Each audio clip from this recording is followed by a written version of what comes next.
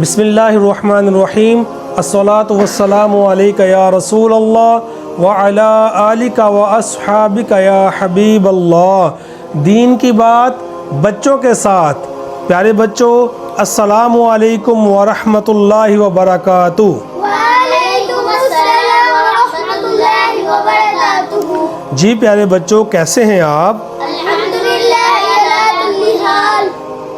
آج میں جو آپ کو ایک بات بتانے لگا ہوں، ہمارے معاشرے میں آج بھی ایسا ہوتا ہے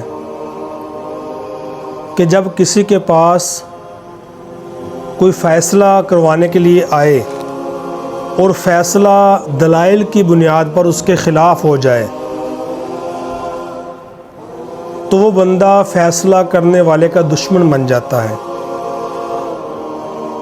یہی کچھ حضرت فاروق اعظم رضی اللہ تعالیٰ عنہ کے ساتھ بھی ہوا۔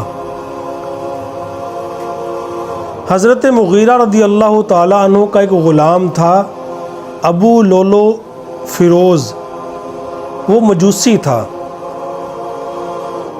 اس نے حضرت مغیرہ کے خلاف حضرت فاروق اعظم رضی اللہ تعالیٰ عنہ کو ایک شکایت لگائی۔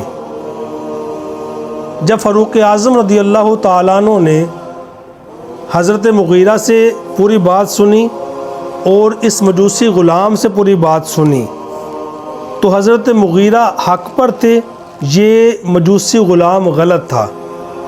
تو ظاہری بات ہے جو حق پہ ہوگا، جو سچا ہوگا، اس کے حق میں فیصلہ ہوگا۔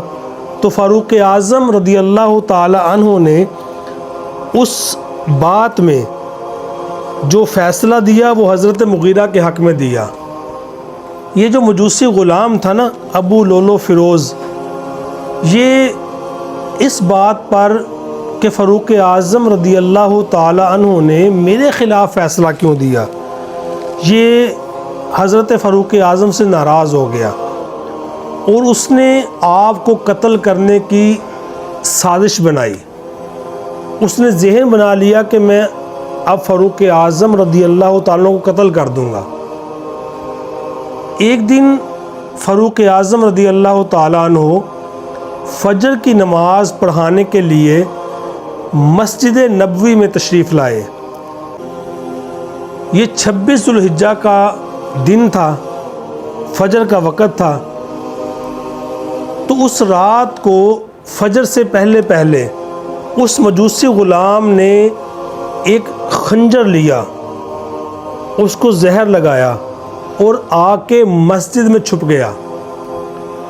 جب فاروق اعظم رضی اللہ تعالی عنہ نماز پڑھانے کے لیے کھڑے ہوئے جماعت میں تو باقی صحابہ پیچھے سب میں کھڑے ہو گئے، فاروق اعظم آگے امامت کروانے کے لیے کھڑے ہو گئے۔ تو جو ہی آپ نے نماز شروع کی، اس مجوسی غلام نے موقع دیکھتے ہوئے حضرت فاروق اعظم پہ حملہ کر دیا۔ اس نے خنجر سے آپ کی یہ جو کندھے ہیں نا، اس کو چیر کے رکھ کے دیا اور آپ کے پیٹ کے اندر وار کیا۔ آپ شدید زخمی ہو گئے۔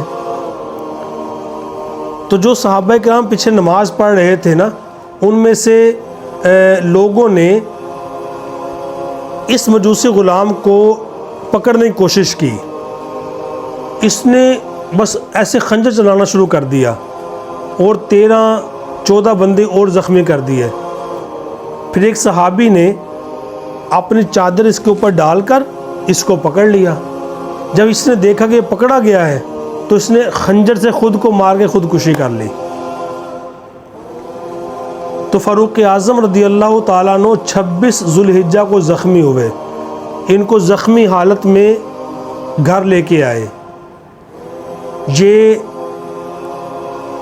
3 سے 4 دن تک اپنے گھر میں زخموں سے شدید تکلیف میں رہے۔ آخر فاروق اعظم رضی اللہ تعالیٰ عنہ کی جو شہادت تھی وہ 1 محرم الحرام کو ہوئی اور 1 محرم الحرام کو ہی آپ کو دفن کیا گیا۔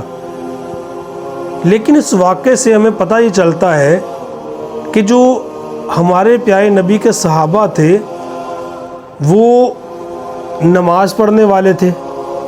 ہمیں بھی چاہیے کہ ہم نماز پڑھا کریں، اور جب فیصلہ کرنے کا وقت آئے تو جو بھی حق فیصلہ ہو ہمیں صحیح فیصلہ کرنا چاہیے، چاہے کوئی اپنا ناراض ہو یا بیگانہ خوش ہو، فیصلہ ہمیں کیسا کرنا چاہیے؟ حق کے ساتھ فیصلہ درست کرنا چاہیے۔ تو یکم محرم الحرام کو خلیفہ دوم حضرت فاروق اعظم رضی اللہ تعالیٰ عنہ کی شہادت ہے، اللہ پاک کی ان پر رحمت ہو اور ان کے صدقے ہماری مغفرت ہو، آمین بجاہ النبی الامین صلی اللہ علیہ وسلم۔